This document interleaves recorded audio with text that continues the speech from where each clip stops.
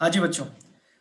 तो बच्चों आज से हम इस चैप्टर का जो एक मेन पोर्शन है वो स्टार्ट करने जा रहे हैं, जिसमें फॉर्मूलेज, प्रैक्टिकल पार्ट्स वो सब आने वाला है। तो अभी मैं एक बहुत इंपॉर्टेंट फंडा आप लोगों को समझाने वाला हूँ। वो फंडा क्या है? वो है बेटा एग्रीगेट्स ऑफ नेशनल इनकम। इस चैप्टर का नाम क्या है सबको पता है ना? National income and related aggregates, ये इस चैप्टर का नाम है। और बेटा नेशनल इनकम का मतलब भी हम लोग समझ चुके हैं। नेशनल इनकम का मतलब क्या होता है? नेशनल इनकम का मतलब होता है कि आपकी कंट्री में जितने भी नॉर्मल रेजिडेंट्स हैं, शब्द आया था, जितने भी नॉर्मल रेजिडेंट्स हैं उनकी जो फैक्टर इनकम होती है मिला के, उसको हम क्या बोलते हैं? National income. मतलब एक तरह से अगर मैं बोलूं कि एक कंट्री के जो एक्चुअल रेजिडेंट्स हैं या नॉर्मल रेजिडेंट जिनको हम बोलते हैं, उन्होंने मिलाकर के कितना कमाया, उसी को हम बोलते हैं नेशनल इनकम, मतलब नेशन की इनकम, उसी को हम बोलते हैं नेशनल इनकम। अब बेटा ये जो नेशनल इनकम है ना, इसके कई सारे वेरिएंट्स हैं। आप ये नहीं बोल सकते कि डायरेक्ट ये लो हम नेशनल इनकम निकाल दी हमने, ये मजा आ गया, ये हलवा है गरम गरम और इसमें बस बहुत सारा घी डला हुआ है, ड्राई फ्रूट डले हुए हैं, हमें बस चम्मच से उठा के खाना है। ऐसा नहीं है बेटा। ये कई सारे वेरिएंट्स होते हैं, उसके थ्रू आप स्टेप बाय स्टेप पहुंचने के बाद नेशनल इनकम कैलकुलेट कर पाते हो। तो नेशनल इनकम एक फाइनल टर्म है जिसको कैलकुलेट करने के रास्ते में बहुत सारी टर्म्स आती हैं, उन्हीं को हम कहते हैं रिलेटेड एग्रीगेट्स। अब बेटा वो एग्रीगेट्स कौन से होते हैं वो मैं तुम्हें बता रहा हूं, सभी लोग ध्यान से देखना। अभी वैसे हम पढ़ने वाले हैं बेटा, एक मैं आपको एग्रीगेट का नाम लिख के बता रहा हूं और उस नाम का मैं क्लासिफिकेशन करते हुए समझाऊंगा कि ये कैसे आया। जैसे सब लोगों ने नाम सुना है GDP. GDP is a related aggregate of national income. ये बच्चों आप लोग याद रखो, अभी हम पढ़ने वाले हैं वैसे। और जीडीपी के साथ में मैंने लिख दिया यहां पे एमपी, इसकी टेल में। बेटा ये आपका एक बन गया है रिलेटेड एग्रीगेट। क्या बन गया ये? Related aggregate. अब ये कैसे बना, तो ये मैं आपको बताता हूं बेटा। ये तीन पार्ट्स में बना है। एक तो इसमें है ये जी, एक है डीपी और एक है ये एमपी। तो बेटा तीन कॉन्सेप्ट होते हैं जिनसे मिलकर रिलेटेड एग्रीगेट्स बनते हैं। ये सब लोग मेरे साथ लर्न कर ले। एक तो होता है बेटा आपके concept of gross and net. एक क्या होता है बेटा? Concept of gross and net. एक होता है बेटा आपके कॉन्सेप्ट ऑफ प्रोडक्ट, या जिसको हम इनकम भी बोलते हैं। अच्छा मुझे एक बात बताओ जरा, एक बात मैं सबसे पूछ रहा हूं, क्या मुझे ये वापस समझाने की जरूरत है क्या कि इनकम को ही प्रोडक्शन कहा जा सकता है? यस और नो?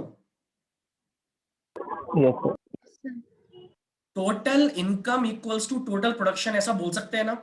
क्योंकि बेटा जितनी इनकम आपकी होती है उतना ही आप खर्च करते हो, उतनी डिमांड जनरेट होती है और उतना ही प्रोडक्शन भी होता है। ये मैंने सर्कुलर फ्लो में समझाया था तुम्हें, ट्रिपल आइडेंटिटी में। क्या सभी को याद है ये चीज? अगर नहीं याद है तो बेटा यस लेक्चर। सर। ओके।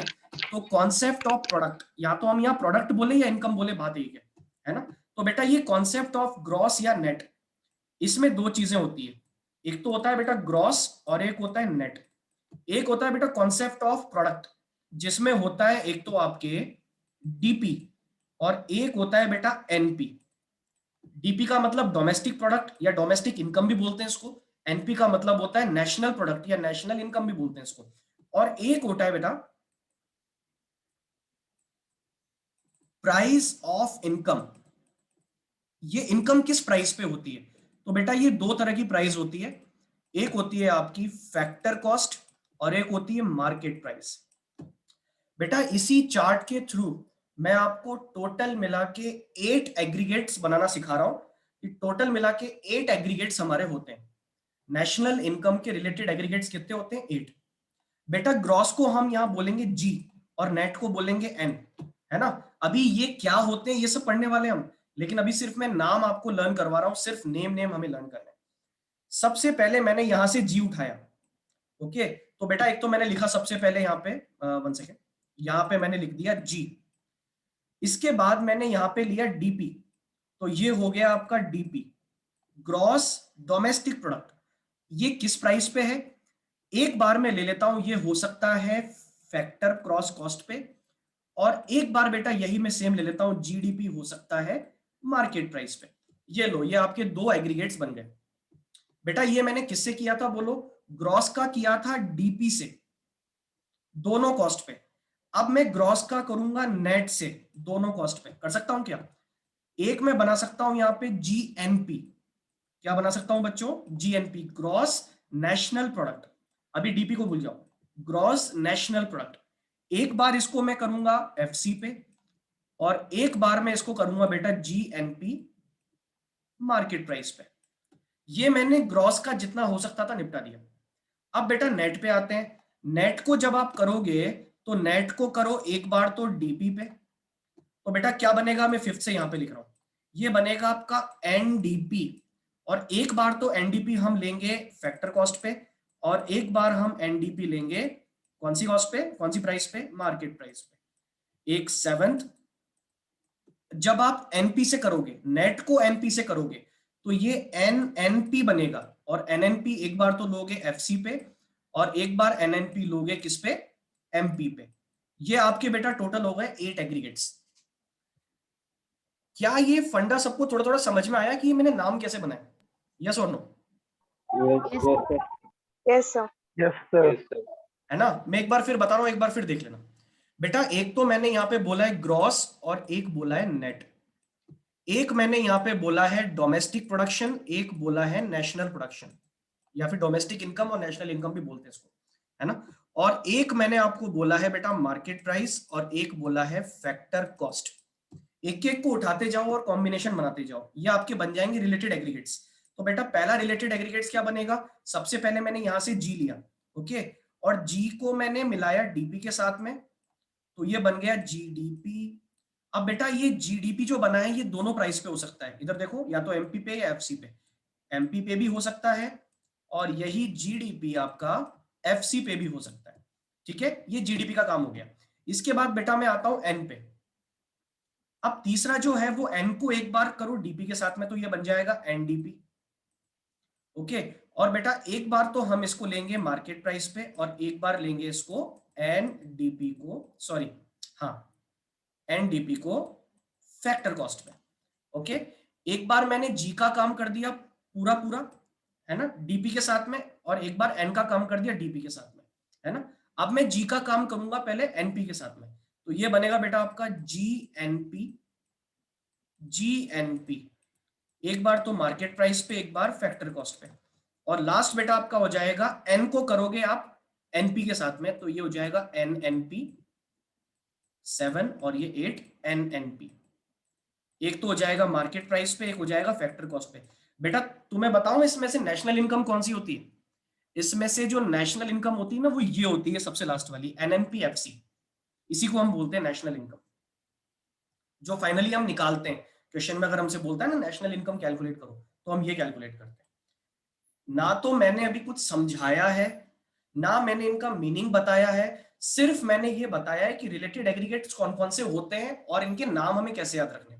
क्या सभी को नाम याद रह सकते हैं बच्चों? यस और नो? Yes sir.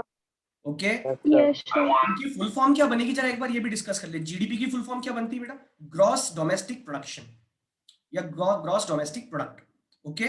एनडीपी क्या बनती है? Net domestic product. जीएनपी क्या बनती है? Gross national product. और एनएनपी क्या बनती है? Net national product, okay. यही कहलाते हैं आपके रिलेटेड एग्रीगेट्स, ओके। अब इनको कैलकुलेट कैसे करते हैं बेटा? इन सबके फॉर्मूलेज हैं, लेकिन मैं तुम्हें बताऊं, इनके फॉर्मूलेज से इजी पूरे इकोनॉमिक्स में कुछ नहीं है। अगर तुम मेरी बात मानोगे तो तुम एक एक बार में लर्न हो जाएंगे सारे, विदाउट एनी प्रॉब्लम। बस अब हम स्टार्ट करने वाले हैं। हम एक एक कॉन्सेप्ट को ध्यान से पढ़ते हैं, है ना। सबसे पहले बेटा हम पढ़ने वाले हैं यहां पे कॉन्सेप्ट ऑफ इनकम। ये कॉन्सेप्ट ऑफ इनकम जो है, यहां पे मैंने आपको बताया था अभी अभी, चार्ट में सबको याद होगा। एक तो मैंने बताया डोमेस्टिक प्रोडक्ट, और एक बताया नेट प्रोडक्ट। सबको याद है सेकंड सेक्शन में जो था, डीपी और एनपी। बेटा इसको इनकम भी बोलते हैं, प्रोडक्शन को ही इनकम बोलते हैं। यहाँ पे ये मान के चलो, क्योंकि जितना प्रोडक्शन होगा उतनी ही इनकम जनरेट होती है।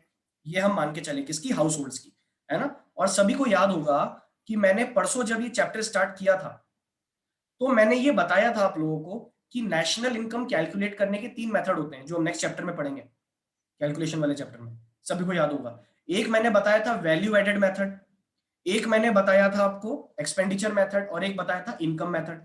बेटा तीनों एक ही चीज होती है। मैं बोलूं वैल्यू एडिशन या प्रोडक्शन, प्रोडक्शन भी वही होता है, उसके बाद इनकम भी वही होती है, और एक्सपेंडिचर भी वही होता है, तभी तो एक सर्कुलर फ्लो बनता है। अब इस सर्कुलर फ्लो के किसी भी मोड पे आप इनकम को पकड़ लो, इनकम सेम निकल के आएगी। बात समझ में आ गई? और आप टोटल इनकम आप वहां से निकाल सकते हो। तो बेटा यही काम हम यहाँ करने वाले हैं। तो सब लोग याद रखें कि इनकम को ही यहाँ पे प्रोडक्शन भी कहा जाता है, ये सबको पहली बात लर्न करना। ओके, इनकम को ही प्रोडक्शन भी कहा जाता है, ठीक है। अब बेटा यहाँ पे दो कॉन्सेप्ट है, कॉन्सेप्ट ऑफ इनकम में दो कॉन्सेप्ट है। एक है बेटा डोमेस्टिक इनकम और एक है नेशनल इनकम। जो मैं समझाने जा रहा हूं सभी लोग बहुत ध्यान से समझ लेना, बहुत ध्यान से। मैं जो अब समझाने जा रहा हूं, सबसे पहले मैं बात कर रहा हूं डोमेस्टिक इनकम की। डोमेस्टिक इनकम क्या होती है बेटा? ऐसी इनकम जो एक कंट्री की डोमेस्टिक टेरिटरी में हुई है, या फिर मैं बोलूं total of factor incomes, total of factor incomes in domestic territory. अब ये वर्ड हम ऑलरेडी पढ़ चुके हैं लास्ट क्लास में, अब वो यहां पे काम आ रहा है बेटा, देख लो। डोमेस्टिक टेरिटरी क्या होती है सब जानते हैं ना? वो टेरिटरी जिसमें गुड्स, पर्संस और कैपिटल फ्री फ्लो कर सकते हैं, फ्रीली मूव कर सकते हैं। क्या मैंने ये समझाया था? यस और नो?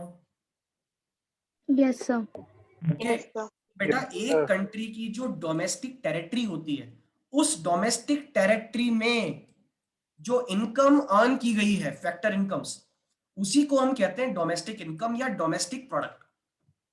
ओके, एक डोमेस्टिक टेरिटरी में, इंडिया की जो डोमेस्टिक टेरिटरी है, इंडिया की जो डोमेस्टिक टेरिटरी है, उस डोमेस्टिक टेरिटरी, गलत इंडिया बन गया, कोई बात नहीं। इंडिया की डोमेस्टिक टेरिटरी में टोटल मिला के जितनी इनकम अर्न की गई है, उसी इनकम को हम बोलते हैं डोमेस्टिक इनकम।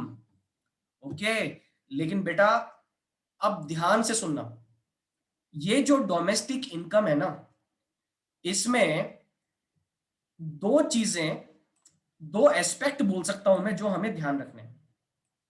ये जो डोमेस्टिक इनकम है, सब लोग मेरी बात को गौर से सुनना, डोमेस्टिक इनकम में एक ऐसी इनकम शामिल है जो इसमें शामिल नहीं होनी चाहिए, और इसी डोमेस्टिक इनकम में एक ऐसी इनकम है जो शामिल नहीं है लेकिन उसको शामिल होना चाहिए।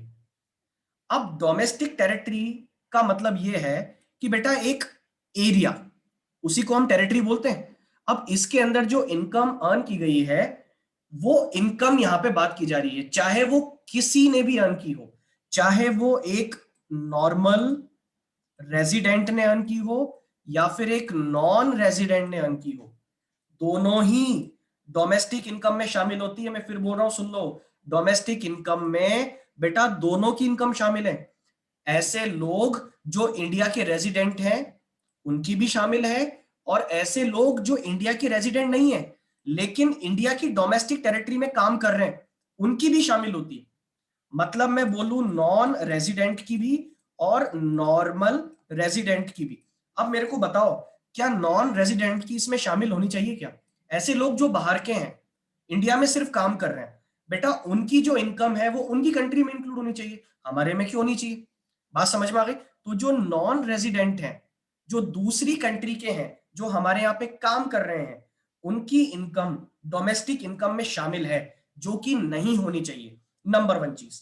नंबर टू, इस डोमेस्टिक इनकम में एक ऐसी इनकम है जो इंक्लूड नहीं है, जिसको होना चाहिए। वो कौन सी है बेटा? वो है नॉर्मल रेजिडेंट जो इंडिया से बाहर काम करते हैं। मान लो बेटा एक इंडिया का एम्बेसडर है जो इंडिया से बाहर काम कर रहा है। अब तुम सब पढ़ के आए हो, मुझे बताओ वो एम्बेसडर जो है उसकी जो इनकम है, क्या वो हमारी इनकम है कंट्री की? यस और नो?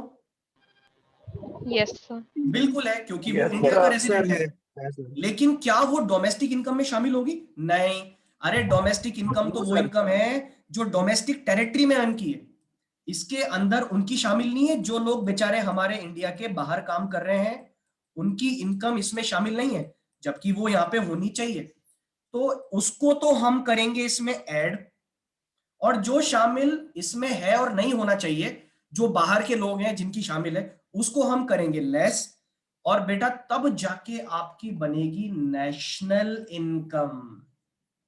और नेशनल इनकम या नेशनल प्रोडक्ट की अगर मैं डेफिनेशन दूं तो बेटा ये पता है क्या बनेगी? ऐसी फैक्टर इनकम, ये बिल्कुल सेम ले लो, total of factor income of normal residents of India. India के नॉर्मल रेजिडेंट, चाहे वो इंडिया में काम करते हो या इंडिया के बाहर काम करते हो, अगर वो इंडिया के नॉर्मल रेजिडेंट है तो उनकी इनकम्स को मिला करके हम क्या बोलेंगे? हमारे नेशन की इनकम। बेटा याद रखना, डोमेस्टिक का मतलब आ जाता है डोमेस्टिक टेरिटरी। ओके, और डोमेस्टिक टेरिटरी का मतलब है कि भाई विद इन दिस लिमिट कमाया गया। अब वो किसने कमाया उससे फर्क नहीं पड़ता। डोमेस्टिक इनकम में कौन कमा रहा है, मैं लिख देता हूं यहां पे, हु अर्न्स, उससे फर्क नहीं पड़ता। लेकिन यहां पे हु अर्न्स, उससे फर्क पड़ता है। यहां पे कौन कमा रहा है उससे फर्क नहीं पड़ता। तो बेटा कौन कमा रहा है जिसको यहां पे इंक्लूड नहीं होना चाहिए, जरा बताओ मेरे को? बाहर के लोग, फॉरेनर्स जो इंडिया में काम कर रहे हैं, जिनको हम क्या बोलते हैं? Non residents. उनकी इनकम को आपको हटाना चाहिए, माइनस करना चाहिए। और प्लस किसकी करनी चाहिए बेटा? नॉर्मल रेजिडेंट्स वर्किंग अब्रॉड, जो इंडिया से बाहर काम कर रहे हैं, उनकी इनकम को ऐड करना चाहिए। तो बेटा एक बात समझ में आई सभी को? अगर मैं चाहता हूं कि डोमेस्टिक इनकम है उससे मैं कैलकुलेट कर लूं अगर नेशनल इनकम, तो ये कैसे हो सकता है? इसमें एक चीज प्लस करनी पड़ेगी, एक चीज माइनस करनी पड़ेगी। बेटा प्लस कौन सी चीज करनी पड़ेगी? बताओ डोमेस्टिक इनकम में क्या शामिल नहीं है जो हमें इसमें जोड़ना चाहिए? बेटा वो है income of normal residents working abroad. बात समझ में आ गई? और बेटा किसकी इनकम है जिसको हमें इसमें से हटाना चाहिए?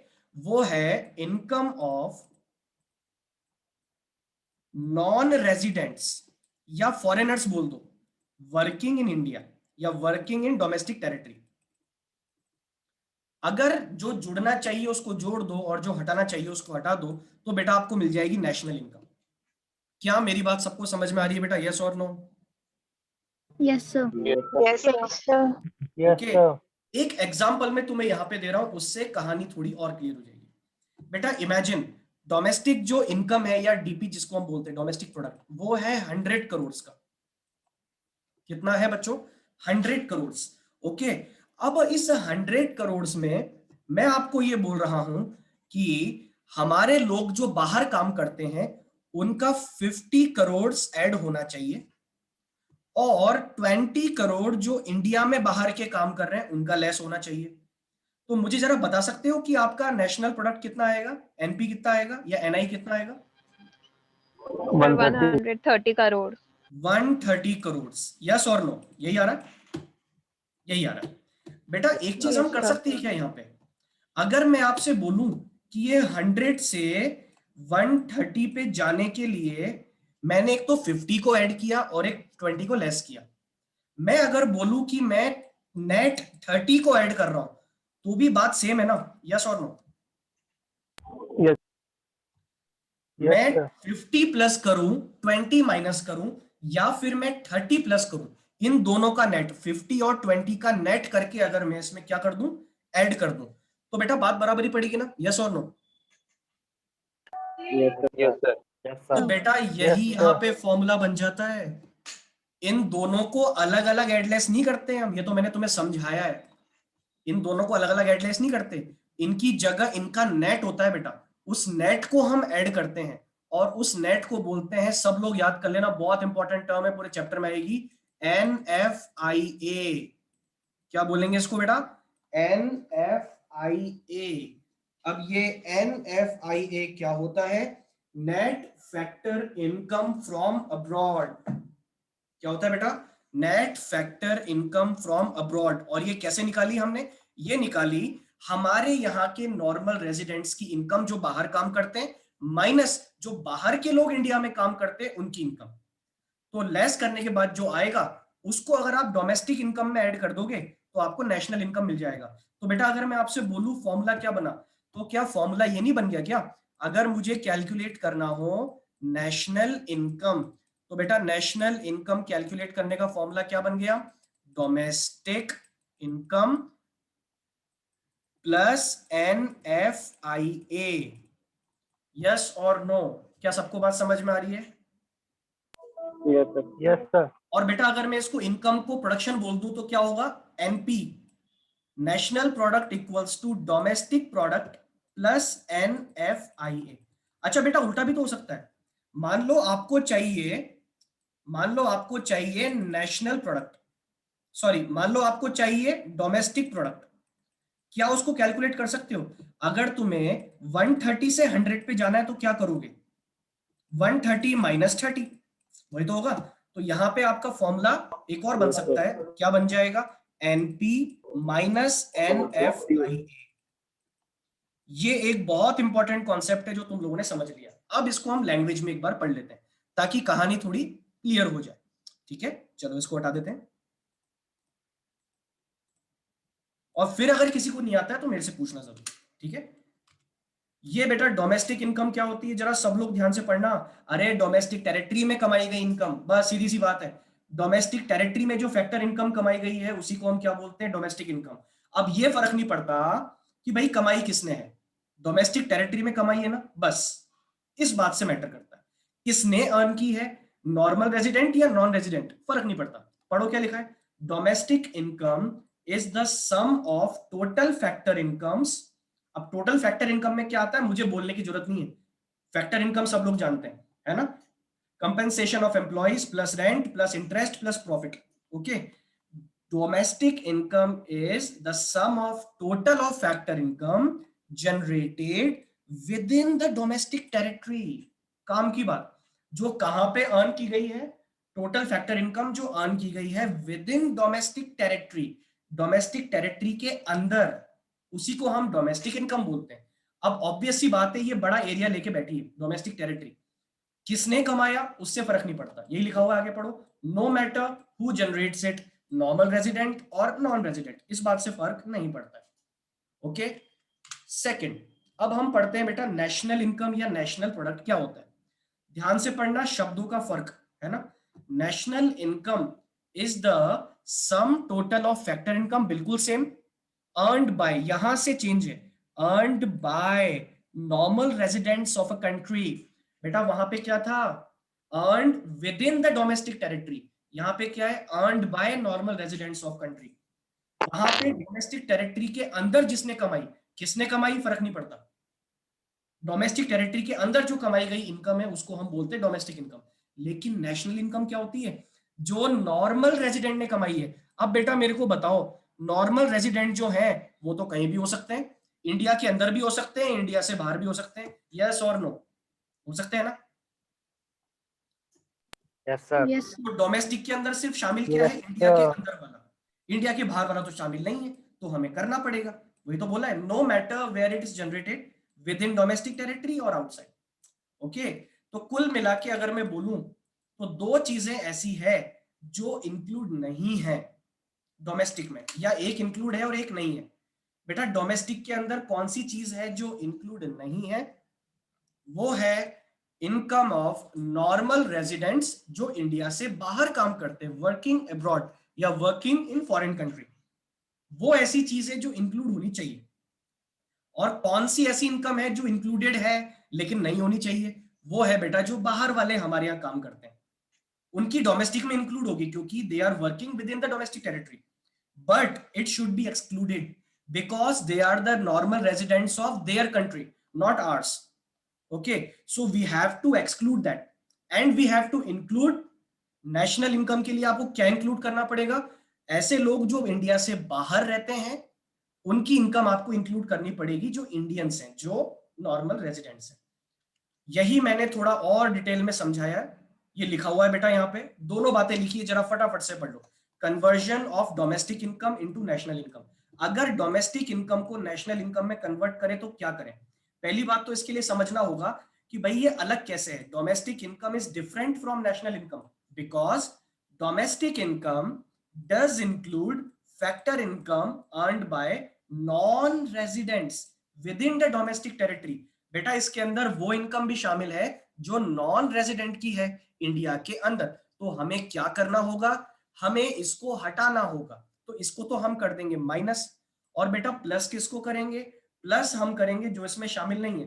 Domestic income does not include factor income earned by our residents from the domestic territories of other country. हमारे रेजिडेंट जो हैं वो बाहर काम करते हैं, उनकी इनकम इसमें शामिल नहीं है, जो कि होनी चाहिए। ओके, तो इसको कर देंगे हम प्लस, इसको कर देंगे माइनस, और यहीं से आपका एक दूसरी चीज निकल के आती है। सब लोग ध्यान दो। जैसे बेटा सबसे पहले डोमेस्टिक इनकम है, जिसको हम डीपी डोमेस्टिक प्रोडक्ट भी बोलते हैं। डोमेस्टिक प्रोडक्ट के अंदर अगर मैं प्लस कर दूं, क्या? Factor income earned by residents living abroad.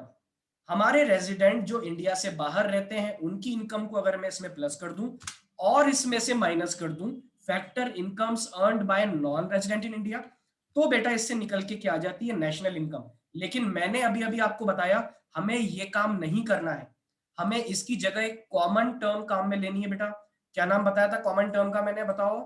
NFIA। हम सिर्फ एक चीज को प्लस करेंगे यहाँ पे, सिर्फ एक को, वो है NFIA। ये दोनों नहीं करना हमको, इसका नेट करना है। हाँ, तुम्हें ये पता होना चाहिए NFIA कैसे आया, और NFIA बेटा ऐसे आया। ओके, लेकिन जब आप निकालोगे ना, जब आप डीपी से एनपी निकालोगे या एनपी से डीपी निकालोगे, तो बेटा उसमें प्लस या माइनस क्या करेंगे? NFIA करेंगे, है ना? तो जरा एक बार देखो, इसकी जगह मैं काम में लूंगा एक common term, that is net factor income from abroad, और सिर्फ उसको मैं यहाँ पे प्लस करूंगा। तो बेटा अगर मैं बोलूं डोमेस्टिक इनकम है 100 करोड़ और NFIA है 30 करोड़, तो नेशनल इनकम कितनी आ गई? 130 करोड़। लेकिन बेटा इमेजिन आपको 130 करोड़ दे रखा है और आपसे डोमेस्टिक इनकम पूछ रहा है, तो क्या करोगे? 130 करोड़ माइनस 30 करोड़ तो आ जाएगा 100 करोड़। और यहीं से आपके दो फॉर्मुलेस बन जाते हैं। क्या फॉर्मुले बने बताओ? नेशनल इनकम, या एनपी में बोलूंगा, ज्यादा बेटर वर्ड है, national income equals to domestic income plus NFIA, है ना? मतलब NP equals to DP plus NFIA। Okay, और दूसरा क्या बना बेटा आपके इसमें? DP equals to NP minus NFIA। क्या सभी को ये फंडा समझ में आ रहा है बेटा? यस और no? Yes, sir. Yes, sir. Yes, sir. किसी को कोई डाउट Yes, sir. इसमें पूछ सकते हैं? फिर मैं आगे बढ़ रहा हूं। अगर सबको क्लियर है तो चैट में एक बार यस लिख दो फटाफट जल्दी से, ताकि मैं नेक्स्ट टर्म पे आ जाऊं फिर। Fast fast.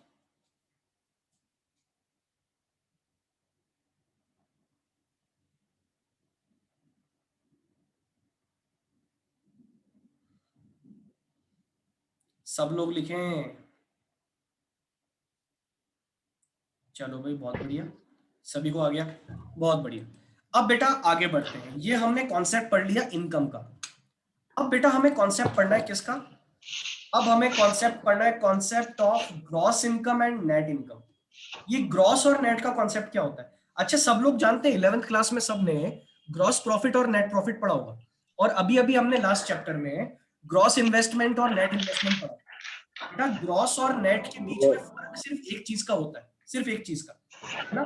कुछ ऐसी चीजें जो ग्रॉस में से हटा दी जाए तो वही नेट बन जाता है, यही होता है। तो बेटा ग्रॉस और नेट में यहाँ पे फर्क किस चीज का है? बेटा याद रखिए, यहाँ जो फर्क है ग्रॉस और नेट में वो है डेप्रीसिएशन।